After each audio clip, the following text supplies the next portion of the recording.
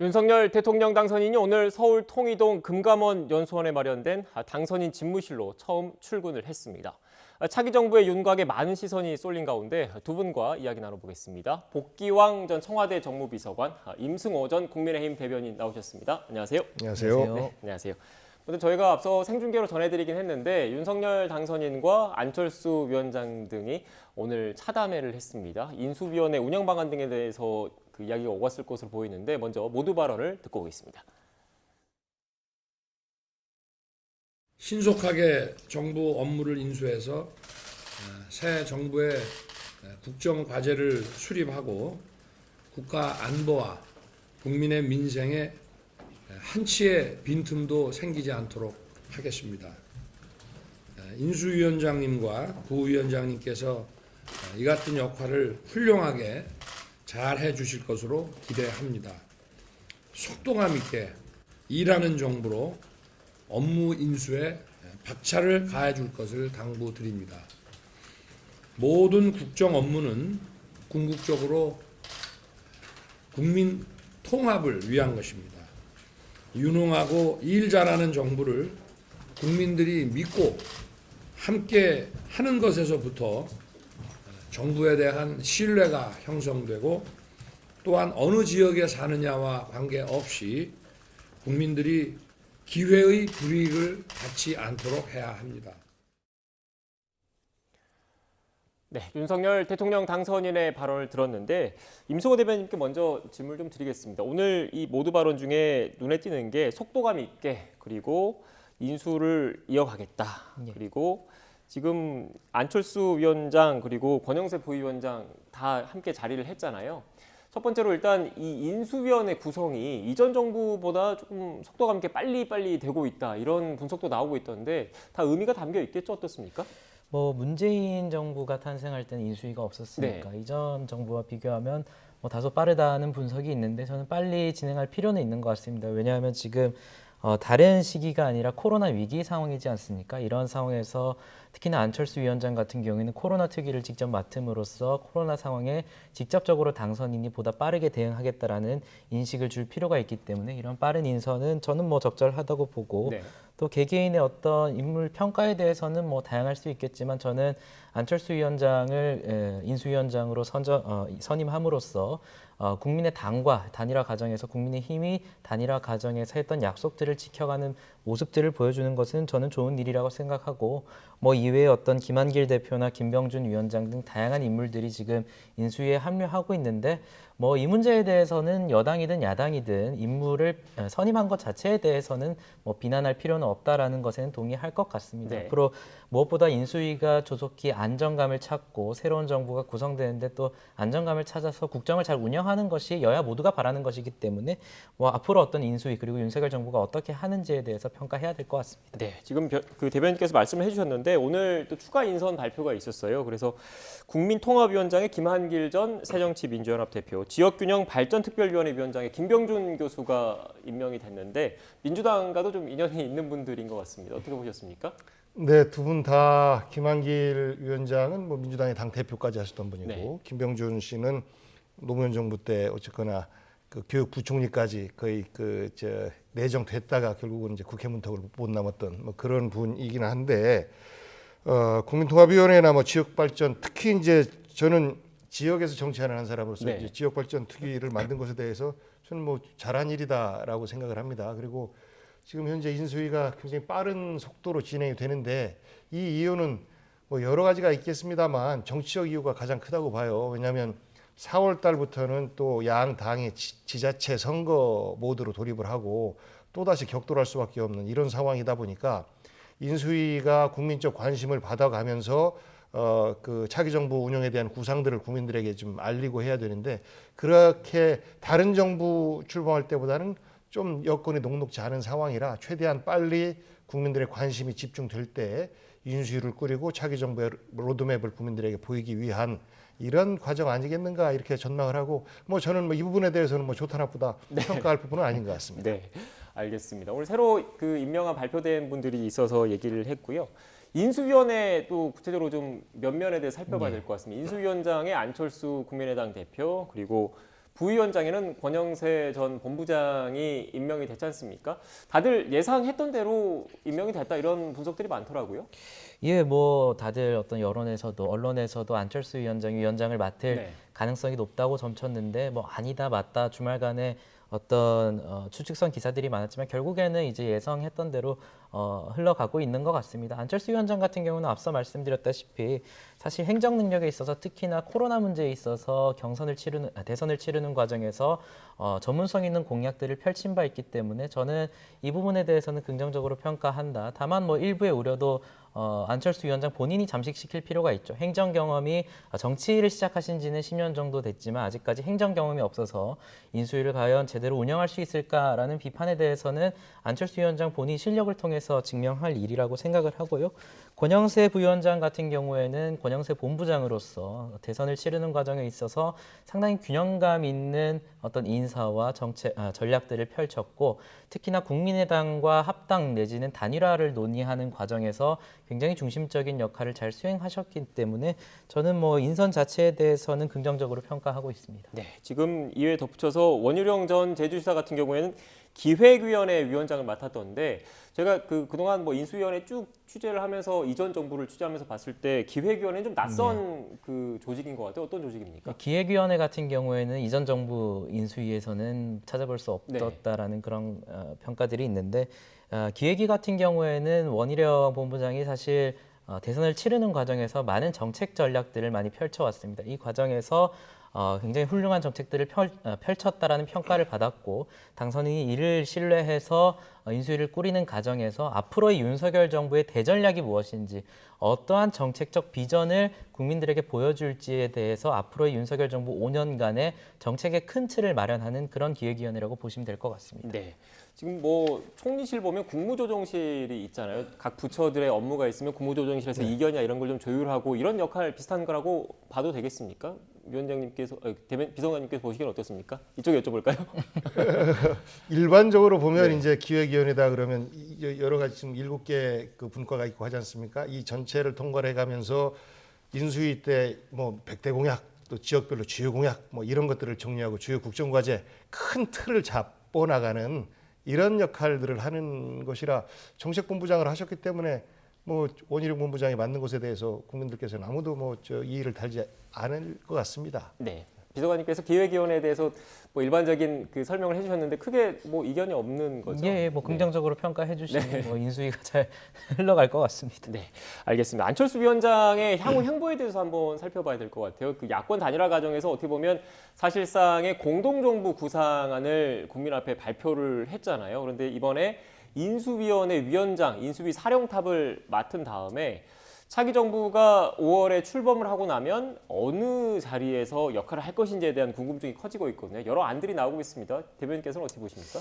뭐 일단 총리에 갈 가능성이 높다 뭐 이런 분석도 많이 있는데 뭐 지금 이 시기에 안철수 위원장 본인도 차기 정부에서 어떤 직을 생각하고 있을 것 같지는 않습니다. 왜냐하면 지금 굉장히 중요한 시기이고 또 안철수 위원장 개인에게도 굉장히 중요한 시기이기 때문에 인수위에서 어떤 역할을 할지 어떤 정책들과 어떤 전략들을 펼칠지에 따라서 본인의 앞으로 안철수 개인의 어떤 정치적 경력도 좌우되는 것이기 때문에 뭐 지금 청와대에서 내지는 윤석열 정부에서 안철수 위원장이 어떤 활약을 할 것 같다라고 미리 점치는 것은 조금 부적절한 것 같고 안철수 위원장 같은 경우는 앞서 말씀드렸다시피 정책적인 측면에서는 사실 대선 토론 과정에서도 굉장히 훌륭한 토론과 정책을 펼쳤다라는 분석은 분명히 있는 것 같습니다. 그래서 이러한 것들을 인수위 내에서 어떻게 자신의 비전과 생각을 제대로 구현해낼지에 대해서 고민하시면 좋을 것 같습니다. 네, 지금 저희가 화면에도 자막이 나갔는데 안철수 위원장의 향후 행보 관련해서 총리설이 계속 나오는 이유가 그건 것 같아요. 지금 여소야대 국면인 거지 않습니까? 총리는 국회의 동의를 얻어서 임명이 되는 거고 또 행정 각부 장관들을 임명을 하려면 총리의 제청이 필요하니까 일단 총리의 인준이 선결 과제인 거잖아요. 그래서 안철수 위원장이 그래도 민주당에서는 어떻게 보면 그 인준에 협조해 줄 수 있는 카드 아니냐 이렇게 분석하시는 분들도 계시던데 비서관님은 어떻게 보십니까? 그 부분은 물음표를 찍고 싶은데요.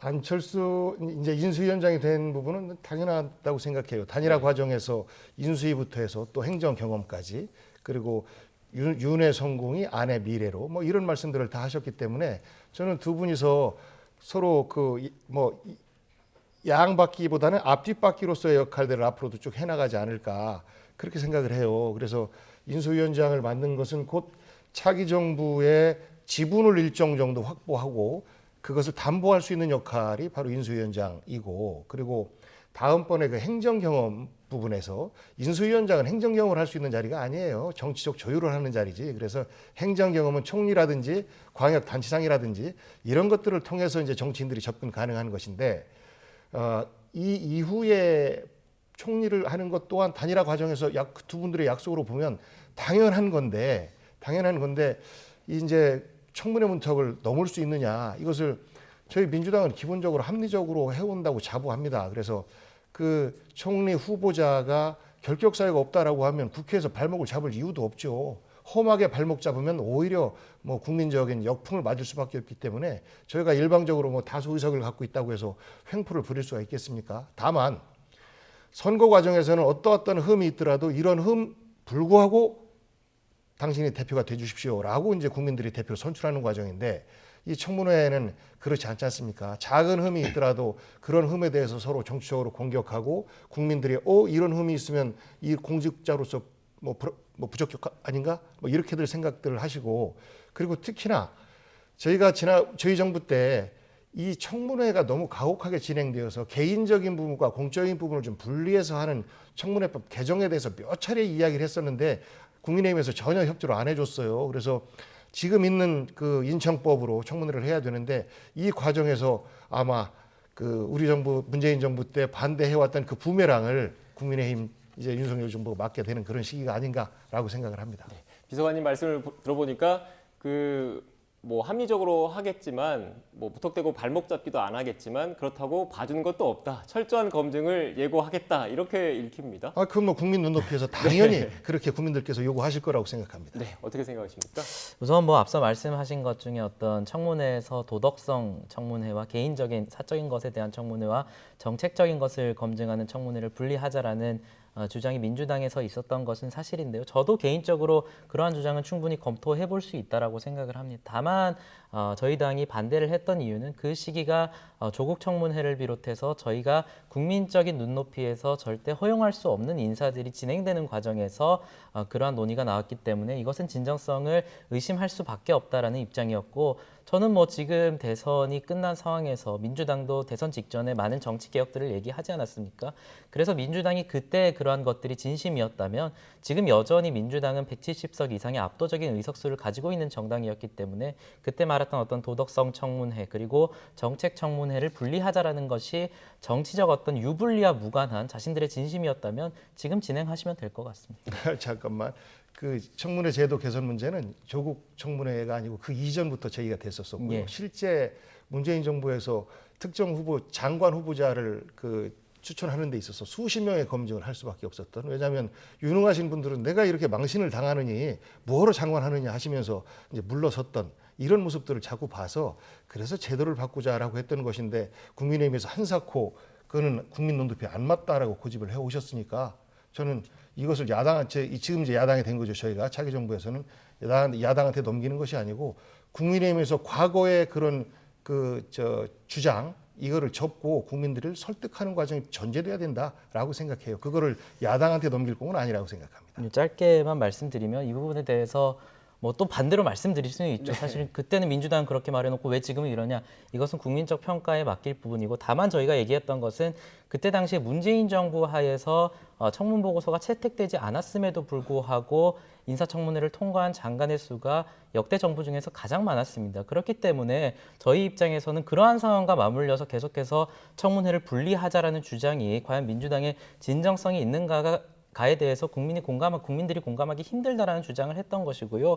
글쎄요, 뭐 저는 개인적으로 저는 이제 대변인직을 내려와서 당의 입장과는 무관합니다만은 민주당이 그때 했던 그런 것들이 진정성이 있었다라면 그때 어떤 정치적 유불리와 무관하게 어떤 그렇게 가혹한 청문회가 자제되어야 된다. 그것이 국민의힘이든 민주당이든 상관없이 그것이 진심이었다고 말하지 않습니까? 그래서 저는 개인적으로 민주당이 그것을 지금 바꿀 이유가 없다라고 생각을 하고요. 지금 와서 야당이 곧 된다고 해서 어떤 그런 것들을 여당이 책임져라, 여당이 될 국민의힘의 책임져라라고 하는 것은 그때 우리가 당했으니 너희도 한번 당해봐라라는 것으로 국민들께 들릴 수 있기 때문에 저는 좀 진정성을 가지고 개혁을 진행하셨으면 좋겠습니다. 그러니까 과거에 개혁을 막았던 국민의힘의 주장을 접고 그 부분은 저희가 잘못했습니다라고 하면 민주당에서 안 받을 이유가 없어요. 왜냐하면 민주당 정부가 5년 후에 탄생하지 말라는 법이 없지 않습니까? 그래서 서로 그 입장을 바꿔서 생각하면서 정치 개혁들을 해 나가야 되는데 현재는 이제 그 개혁을 주도해가는 입장이 윤석열 당선자 또 윤석열 정부가 될 거기 때문에 거기에서 제안하는 게 맞다라는 말씀이에요. 네, 알겠습니다. 일단 뭐 두 분 하신 말씀 이 부분은 다 하신 것 같아서요.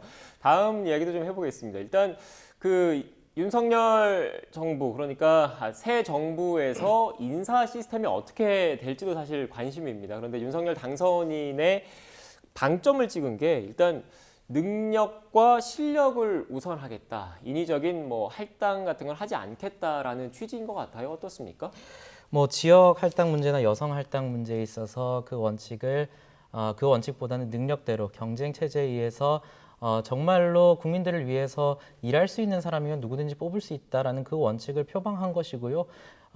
능력이 있는 인사라면 뭐 여성 인재가 100% 될 수도 있고 호남 인재가 100% 될 수가 있죠. 그래서 이것을 여성에게 일부 할당을 하고 일부 지역에게 무조건 할당을 해야 된다.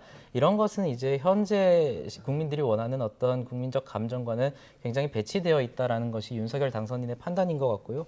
실제로 문재인 정부에서도 여성 할당제를 통해서 일부 여성들을 장관직에 앉히는 그런 모습들을 많이 보여왔는데 뭐 다양한 여성 장관들이 탄생했지만 구체적으로 이름을 거론하진 않겠습니다만은 그러한 과정에서 그 장관들이 보여줬던 어떤 실망스러운 모습들 그런 것들이 반영되었고 그렇기 때문에 5년 만에 10년 주기설을 깨고 5년 만에 정권 교체가 된 것 아니겠습니까? 그래서 저희는 뭐 남성이든 여성이든 호남 인재든 영남 인재든 상관없이 국민들을 위해서 일할 수 있는 사람이 청와대에 가야 된다. 정부에서 일을 해야 된다라는 당연한 원칙을 지키고자 하는 것입니다. 네, 당연한 원칙이라고 말씀하시는데 또 비판적인 목소리도 나오고 있는 것 같더라고요.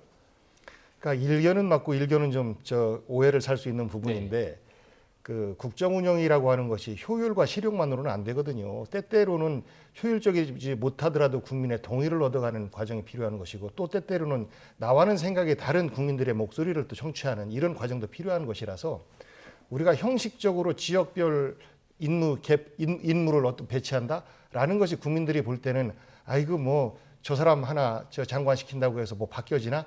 라고 생각하실 수는 있습니다만 그런 상징성을 통해서 노력이 배어 있는 거거든요. 그래서 국민 통합이라고 하는 과제가 그 윤석열 당선인 일성이었었는데 국민 통합 과정을 어떻게 밟아 나갈지에 대한 메시지가 저는 인수위 과정에서 있어야 되는데 우선은 보니까 인사와 관련된 부분은 없는 것 같다. 그리고 특히 여성과 관련해서도 선거 과정에서 국민의힘에서 두 가지 갈라치기를 했던 거 아니겠습니까? 하나는 세대별 갈라치기를 했고 그리고 성별 갈라치기를 했어요. 이 부분은 뭐 부인한다고 해도 우리 국민들께서 그렇게 해왔으면서 거짓말시킨다라고 말씀하실 거예요. 그런데 이 두 가지 갈라치기에 대해서 해답을 내놓지 않으면 국민통합정부의 상을 만들어나기가 굉장히 어려울 것이다. 그래서 선거 과정에서는 선거 전술상 어떠한 메시지를 내놨다 하더라도 지금은 그것을 바로잡고 통합의 메시지를 내야 되는데 자칫 이러한 말씀들이 그런 통합 과정은 다 빼고 오로지 실리 중심으로 가겠습니다라고 하는 것은 수사 잘하는 검찰 조직을 운영했던 검찰총장한테는 맞는 이야기지만 대통령으로서는 오해와 걱정을 불러일으킬 수 있는 말씀이다라는 말씀드립니다. 네, 지금 자연스럽게 이 이야기도 좀 해봐야 될 것 같습니다.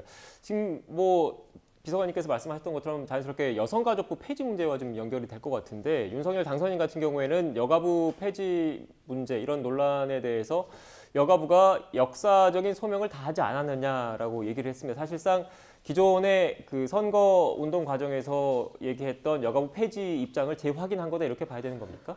새로운 정부가 탄생함에 있어서 정부의 통폐합 그리고 어떤 개정은 늘 있어왔었던 일이고 그 대상이 여성가족부라고 해서 예외가 될 필요는 없다라고 생각을 합니다. 저는 이것을 자꾸 민주당이나 현재 여당 측에서는 젠더 이슈로 가져가려고 하는데 지금 말씀하신 것도 저희가 세대별 갈라치기, 어떤 성별 갈라치기를 했다라고 하세요. 여성가족부 폐지를 근거로 그렇게 말씀하시는 것 같은데 이미 저희가 수차례 말씀드렸지만 여성가족부 폐지의 경우에는 그 공약의 절반이 넘는 여성들이 동의한 여론조사도 있었습니다. 그렇다면 그 여성들이 여성가족부 폐지 내지는 세대를 성별을 갈라치는 그 정책이 여성들이 동의를 했겠습니까? 그러니까 그런 식으로 접근을 하시면 안 된다고 보고 저는 오히려 지금 우려가 되는 게 지금 민주당에서 비상대책위원장을 새로 맡으신 박지원 위원장의 경우에 대선이 끝나고 어떤 내부적 반성의 메시지가 먼저 나오는 것이 아니라 이준석 정치가 퇴출돼야 된다라고 말씀을 하시고 민주당은 졌지만 2030 여성이 승리했다라고 말씀을 하셨어요. 저는 이 발언들을 보면서 민주당이 또 그분을 위원장으로 세우는 것에 굉장히 우려를 조금 표하고 있는데 2030 여성들은 분명히 30%에 가까운 20대 여성들이 저희 후보를 지지해줬고 또 40%에 넘는 30대 여성들이 저희 후보를 지지해줬습니다.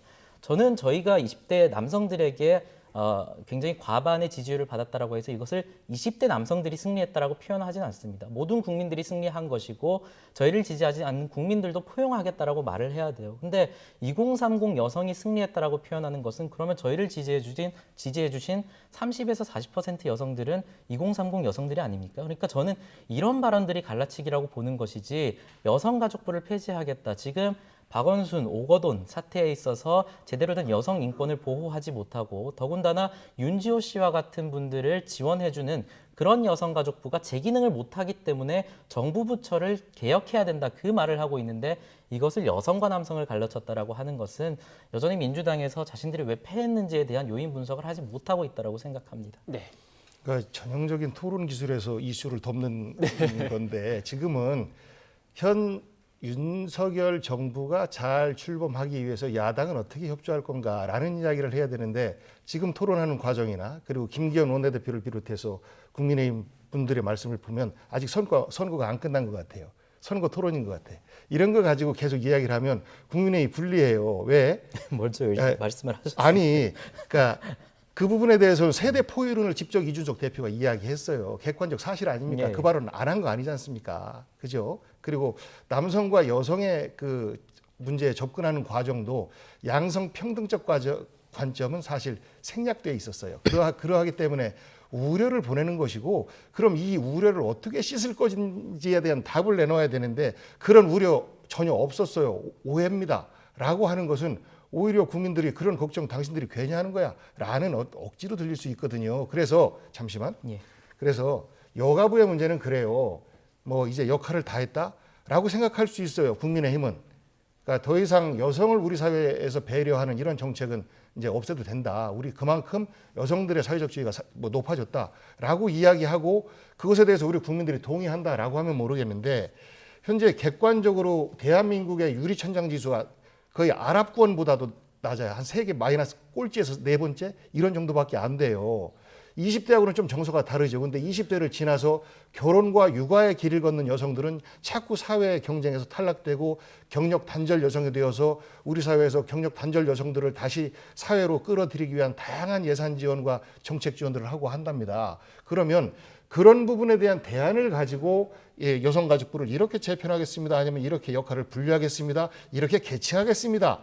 라는 말이 맞는데 두 가지 말밖에 없는 거 아닙니까? 공약 때는 여성가족부 폐지와 또 지금은 그 역할을 역사적으로 다 했다. 그러면 이 사이에 뭐가 있는지에 대해서 우리 국민들은 굉장히 걱정스러워하고 대한민국의 낮은 유리천장 지수의 극복을 걱정하는 분들께서는 우려를 한다라는 이야기 하는 거예요. 그리고 이것이 이제 정부 조직법을 바꿔서 국회를 통과해야 되는데 우리 민주당의 소신은 달라요. 여전히 양성 평등적 관점에서 정부에서 노력을 해야 된다. 이것이 정부의 역할이다.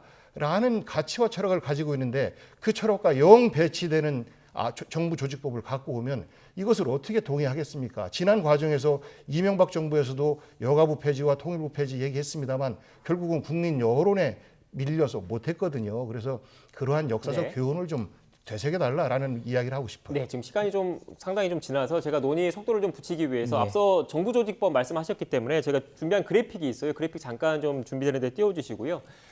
지금 비서관님께서 말씀하신 대로 정부조직법, 그러니까 여성가족부 폐지 등 정부 부처 개편하려면 법을 통과시켜야 됩니다. 국회에서. 그런데 지금 보시는 것처럼 민주당이 과반 의석을 차지하고 있기 때문에 민주당의 협조 없이는 사실상 정부조직법을 개정하는 게 어려운 상황이거든요. 이런 상황, 현실적인 여건을 고려했을 때 국민의힘의 전략은 어떤 게 있는지, 거기다 덧붙여서 지금 이명박 전 대통령 사면론과 관련해서 또 이야기들이 좀 불거지고 있는데 어떤 입장인지 간략하게 좀 짚고 다음 주제 좀 넘어갈게요. 기본적으로 이명박 전 대통령 사면 문제에 관해서는 여전히 뭐 행사권이 있는 대통령이 문재인 대통령이기 때문에 윤석열 당선인과의 어떤 논의를 통해서 진행될 문제라고 생각하고 네. 추측성으로 말씀드린 건 부적절한 것 같고, 또 내지는 여가부 폐지에 대한 전략 문제라고 말씀을 하셨는데, 그러니까 지금 복 대변인의 말씀만 봐도 협조가 잘 안 될 것 같긴 합니다. 그럼에도 불구하고 저는 여성가족부 폐지에 대해서 굉장히 쌓여있는 오해들에 대해서 분명히 풀어야겠죠. 성별 갈라치기, 세대 갈라치기를 했다고 말씀을 하시지만 지금 민주당 측에서는 어떤 유리천장 지수를 갖고 오시지만 실제로 UNDP 지수 같은 경우에는 우리나라 여성들의 인권에 대해서 11위로 평가했습니다. 그래서 통계를 좀 복합적으로 보셨으면 좋겠고, 그리고 여가부 폐지에 대해서 성별을 갈라친다, 이 문제에 대해서는 제가 앞서 말씀드렸으니까 이 문제에 대해서는 일축하고 세대 갈라치기를 했다라고 말씀을 하시는데, 그 근거로 세대 포위론 내지는 세대 연합론을 말했습니다. 이준석 대표가 말한.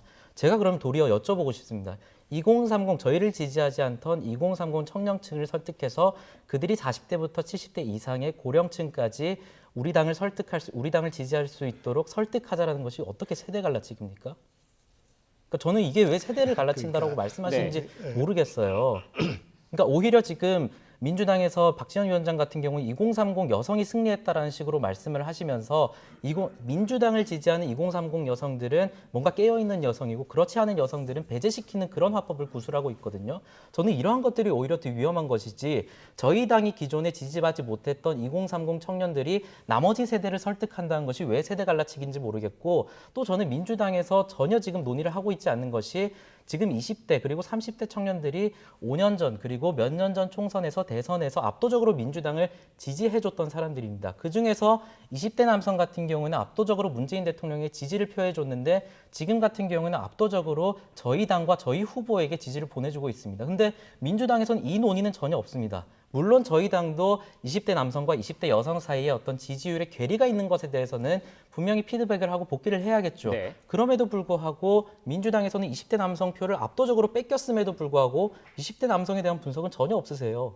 네, 비서관 일단 제가 보니까 얘기가 다시 이전으로 돌아가서 자연스럽게 민주당 얘기를 할 때 발언 기회를 드리겠습니다. 일단 박지원 공동 비상대책위원장 언급을 하셨기 때문에 민주당 지금 현재 비상대책위원회 체제로 들어갔습니다. 오늘부터 본격적으로 활동을 들어갔는데, 관련된 윤호중 비대위원장 녹취를 듣고 비서관님 말씀을 듣도록 하겠습니다. 쇄신하는 이 쇄신을 통해서 더 새로워진 민주당이 되겠다는 말씀을 드렸고요. 김대중 대통령님 네 분께는 우리 당이 길을 잃지 않도록 굽어 살펴주십사는 마음을 가지고 참배했습니다. 대선 패배에 따른 국민들께서 저희들에게 주신 메시지가 무엇인가라고 하는 것을 잘 새겨서 저희 민주당이 더 새로워질 수 있도록 하겠고요. 네, 윤호중 비대위원장의 목소리 들었는데, 이 내용 중에 국민들이 저희에게 주신 메시지가 무엇인지 잘 새기겠다, 이런 취지의 발언이 있었습니다. 앞서 대변인께서도 좀 얘기를 해서 좀 추가로 질문을 드리면, 지금 비대위원회 구성을 했는데 눈에 띄는 인물이 박지현 공동 비상대책위원장 임명입니다. 어떤 의미가 담겼다고 봐야겠습니까? 네, 그 말씀드리기 전에 박지현 위원장은 N번방 관련해서 굉장한 어려움이 있음에도 불구하고 돌파해내서 N번방 사건을 사회 이슈화시키고, 그리고 상당 부분 온라인 성범죄에 관련해서 전환을 만들어낸, 어찌 보면 26세 청년이지만 우리 사회 역사에 큰 성과를 낸 청년이란 말이죠. 그런데 이 박지원 위원장은 그 부분에 특화된 사람이에요. 윤석열 당선인이 아닙니다. 이 부분에 특화된 사람이기 때문에 이 부분에 대한 메시지를 주로내는 역할을 할 텐데, 지금 말씀하시는 거 보면 마치 윤석열 당선인이 여가부 필요 없고 역사적 그 소임을 다했다라는 부분과 대등한 위치에서 말씀을 하시니까 과거 선거 때 토론은 그렇게 하셔도 되는데 지금은 이젠 여당이에요. 야당의 협조를 받아야 될 여당의 입장에서 저는 그렇게 대응하는 것은 옳지 않다고 생각합니다. 우리 국민들께서도 이제 덩치 큰 야당의 협조를 받아가야 되는데 아직도 선거 안 끝난 것 같네. 이런 토론에 대한 불편함을 느끼시지 않을까 이런 우려가 되고 저희도 발목 잡는 야당이 아니라 협조하고 협치하는 야당으로서 우리 국민들께 신뢰를 드려야 되는 것이 우리 사명이고 이번에 그 박지원 위원장 비롯해서 비대위원 전체 절반이 2030이고 절반이 여성이세요. 그러니까 이 부분은 2030 청년 세대의 미래 비전을 민주당의 미래 비전을 여러분들 손으로 함께 만들어 갑시다라는 제안인 겁니다. 아까 지적하신 부분은 저희가 뼈 아픈 거예요. 그동안 쭉 민주당은 청년들의 지지와 30, 40대의 주력과 그리고 50대의 동의를 받아가면서 쭉 정치를 하고 정부를 운영해 나갔었는데 이번에는 20대가 사실상 많은 비판의 목소리를 냈던 거 아니겠습니까? 이것은 우리 민주당의 정체성과 저는 연관이 된다라고 생각해요. 우리 민주당은 현실에서의 수권 능력을 가진 집권 정당 이 면모 플러스 미래를 향하는 지향점이 있어야 되는데 그 미래를 향한 지향점의 주역은 청년들이다. 근데 그런 부분에 있어서 좀 비판을 받는 것이 너무 아파서 이번 비대위에서는 그런 정신들을 다 담아내고자 노력을 하고 있는 모습이다. 우리 국민들께서도 그렇게 이해해 주실 거라고 믿습니다. 네, 지금 민주당 관련된 이야기니까 추가로 비서관님께 하나 더 질문을 드리면 일단 이 비대위 체제가 어떻게 보면 6월 지방선거 때까지는 쭉 가는 거잖아요. 그래서 그렇습니다. 근데 일각에서는 이 비대위 체제가 대선 패배를 놓고 봤을 때 쇄신이 제대로 이루어진 것이냐, 쇄신안이 좀 부족한 것 아니냐 이런 시각을 내놓으신 분들도 계시더라고요. 어떻습니까? 예, 뭐 불과 24만 표를 졌지만 그래도 패배한 것이니까 그럼에도 불구하고 지금 인수위를 급하게 막 꾸리는 것처럼 저희도 비대위를 이렇게 빨리 꾸릴 수밖에 없는 것이 6월 1일 날 지방선거를 앞두고 있어서 최대한 빨리 당이 안정된 모습으로 6월 1일 지방선거를 준비하기 위한 과정에서 많은 국민들의 동의와 양해 과정이 좀 생략된 부분에 대해서 저희들도 좀 안타깝게 생각합니다. 그리고 윤호중 대표가 패배 책임자 중에 한 명인데 맞는 것이 적당하냐 이런 비판도 뭐 저희 민주당으로도 좀 가슴 아프고 그리고 윤호중 대표도 마음이 아플 거예요. 본인도 아마 대선 패배의 상처로부터 좀 물러나서 쉬고 싶을 텐데 어쩔 수 없이 이런 큰 짐을 이제 지게 된 것인데 저는 윤호중 대표가 본인이 고집하지 않고 현재 172명의 거대 야당이지만 이제 그 정치인들의 목소리를 들으면서 동시에 이 비대위 구성으로 상징되는 것처럼 청년들 또 우리 국민들의 목소리를 더 많이 담아내는 비대위로서 역할을 하면 저는 6월 1일 날 지방선거도 그 철학에 맞게끔 잘 관리가 되지 않을까 싶고 지금 다양한 의견들을 낼 수 있습니다. 민주정당의 모습들이죠. 하지만 그 다양의 목소리가 이 리더십을 부정하는 것까지는 아니다라는 말씀으로 대신하겠습니다. 네, 국민의힘도 뭐 본격적으로 조금 있으면 지방선거 준비를 할 텐데 또 일각에서는 이런 얘기를 하더라고요. 국민의당과의 합당이 본격적으로 추진될 거지 않습니까? 그 과정에서 지방선거에서 가장 중요한 게 이 공천의 문제인데 이 공천 지분과 관련해서 갈등이 불거지는 것 아니냐 이런 분석도 나오고 있던데 어떻게 보십니까? 뭐 합당이라는 것을 진행하는 과정에서 뭐 잡음이 빚어지지 않는 합당은 역사적으로 없었던 것 같습니다. 그래서 지방선거를 앞두고도 여러 가지 내부 사정이 드러나는 그런 현상들도 있을 것이라고 보는데 저는 뭐 그럼에도 불구하고 일단 기초의원 같은 경우에는 저희가 공직 자격시험 평가를 통해서 가산점을 주는 형태이기 때문에 이것은 국민의힘, 국민의당 출신을 가리지 않고 동일하게 적용되는 부분이기 때문에 잡음의 가능성은 다소 줄어들 것이다. 다만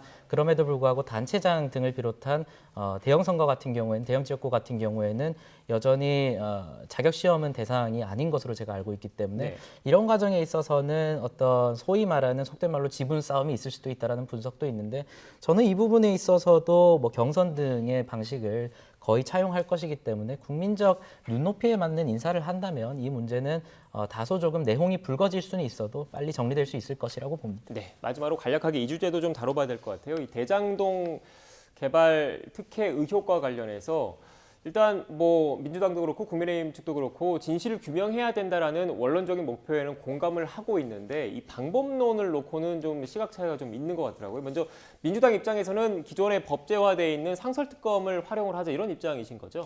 그렇습니다. 국민의힘의 특검 주장이 이재명 대통령 후보 대장동 게이트 뭐 이거에 대한 특별법이었거든요. 네. 법안 자체부터가 말이 안 되는 거였었고, 그리고 특검 임명권을 지금 야당 국민의힘에게 달라라는 것이라 사실 정치 공세였어요. 실질적으로 국민들의 의혹을 풀어준다라는 것이 아니고, 그래서 기존의 정치권의 합의로, 여야 합의로 만들어낸 상설 특검법에 기초하면 이 안에서 합리적으로 특검 추천위원들이 있고, 이분들이 추천을 2명을 하면 대통령이 이제 둘 중에 한 사람을 임명하는 과정이니까 합의됐던 대로 하면 됩니다. 그리고 지금에 와서 여러 목소리가 나오는 것 같아요. 다음 정부에 그냥 검찰에 맡기면 되는 거 아니냐, 이런 목소리도 국민의힘에서 나와요.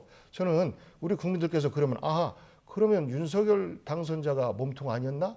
라는 오해를 살 수 있는 발언이라고 생각합니다. 그래서 저희가 대선 결과와 상관없이 반드시 특검을 통해서 국민들께 명백하게 의혹을 밝히겠습니다라고 말씀드렸던 것은 지킬 거예요. 그리고 그 지킬 수 있는 방법은 상설 특검법으로 접근하는 것밖에 없습니다. 왜냐하면 일반 특검으로 갔을 때는 또다시 정쟁만 되어서 누구한테 유리하냐 이렇게 갈 것이기 때문에 그 대장동 특검의 종잣돈이었던 부산저축은행부터 시작해서 마무리까지, 그리고 불법 자금들이 어디로 갔는지, 그리고 선거 과정에서 많이 나온, 예를 들어서 윤석열 당선자의 아버님 집을 누가 어떻게 사줬는지, 이런 부분까지도 저는 다 털고 가야 차기 대통령 당선자인 윤석열 대통령도 업무를 수행하는데 큰 문제가 없을 것이고, 만약에 이재명 전 후보도 이 문제를 털면 다시 정치적으로 국민들에게 소환돼서 당신이 정치하시오라는 어떤 부름을 받을 수 있는 것이고, 만약 못 푼다라고 하면 사실 어려운 거죠. 그래서 이 문제는 두 분 다에게 해당되는 문제이기 때문에, 그리고 국민적 궁금증이 너무나 큰 문제이기 때문에 반드시 빠른 시일 내에 해소해야 된다라는 생각을 기본적으로 갖고 있는 겁니다. 네. 저는 뭐 방금 말씀하신 것 중에 어떤 지금 다음 정부로, 윤석열 정부로 넘기게 된다면 윤석열이 몸통이다라는 그런 구호가 실제처럼 보여줄 수 있다라는 발언에 대해서는 조금 우려를 표하고요. 당선인이 당선되자마자 특검 얘기를 민주당에서 꺼낸다는 게 과연 어떻게 보일지 국민적 평가가 조금 있을 것이라고 보고, 저는 여야 합의로 진행될 문제라고 생각을 합니다. 사실 대선이 진행되는 과정에서 민주당 같은 경우는 윤석열이 몸통이다라고 말을 하고, 저희 당 같은 경우는 이재명이 몸통이다라고 사실 정치적 싸움으로 불거진 측면이 크기 때문에 사실 이 문제에 대해서 국민들이 많이 지친 것도 사실입니다. 그래서 지금 양당의 어떤 특검법을 보게 된다면 저희 당 같은 경우에는 이재명 후보를 중심으로, 그래서 또 민주당 같은 경우는 윤석열 후보를 중심으로 특검법을 내놓은 상황이기 때문에 저는 이런 문제에 대해서 이제 정치적 공세는 서로 그만하고 두 후보, 그러니까 당선인과 이재명 전 후보 모두 포함하는 저희가 원칙적으로 말씀드렸던 그런 특검법을 합의해서 통과시키면 될 일이라고 생각합니다. 네. 제가 이 부분을 좀 시청자 여러분 이해를 돕기 위해서 좀 정리를 하고 간략하게 좀 여쭤보면, 제가 민주당에서 주장하는 이른바 상설특검법, 특별검사 임명 등에 관한 법률 원문을 좀 뽑아와서 보니까 특별검사 추천위원회 가운데 뭐 법무부 차관, 법원행정처 차장, 대한변호사협회장 등이 좀 포함이 돼 있어요. 그런데 국민의힘 입장에서는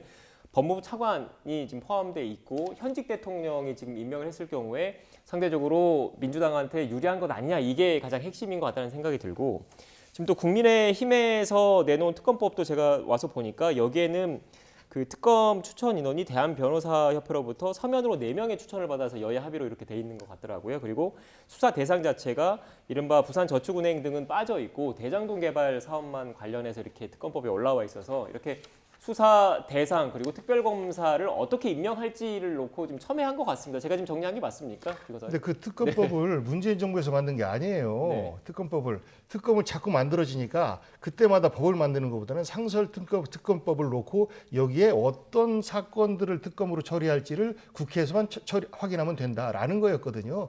그렇게 해서 합의해서 만든 거예요. 그 이전 정부에서. 그런데 이것을 법무부 차관 들어갔다고 해서 이 정부의 차관 들어가니까 안 되라고 하는 것은 그거는 그야말로 내로남불인 거죠.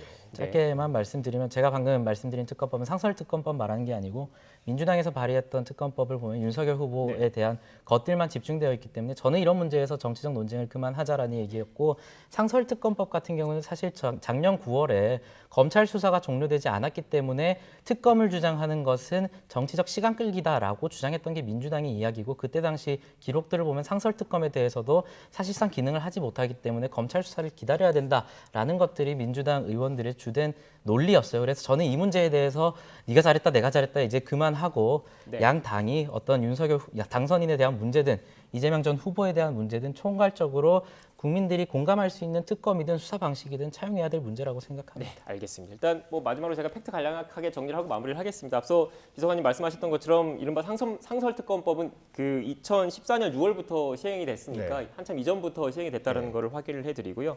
그리고 또 그 대변인께서 말씀하셨던 것처럼 국민의힘에서 제출한 별도의 특검법 말고 민주당에서도 제출한 별도의 특검법이 있다는 것도 참고로 말씀을 드리겠습니다. 특검법 가지고 싸우면 앞으로 한 발짝도 못 나갑니다. 알겠습니다. 이렇게 좀 시각차가 첨예한 거 보니까 앞으로 또 협상 과정이 쉽지는 않을 것 같다는 생각이 드네요. 네, 지금까지 복기왕 전 청와대 정무비서관, 임승호 전 국민의힘 대변인과 전국 현안에 대한 이야기 나눴습니다. 오늘 말씀 고맙습니다. 감사합니다.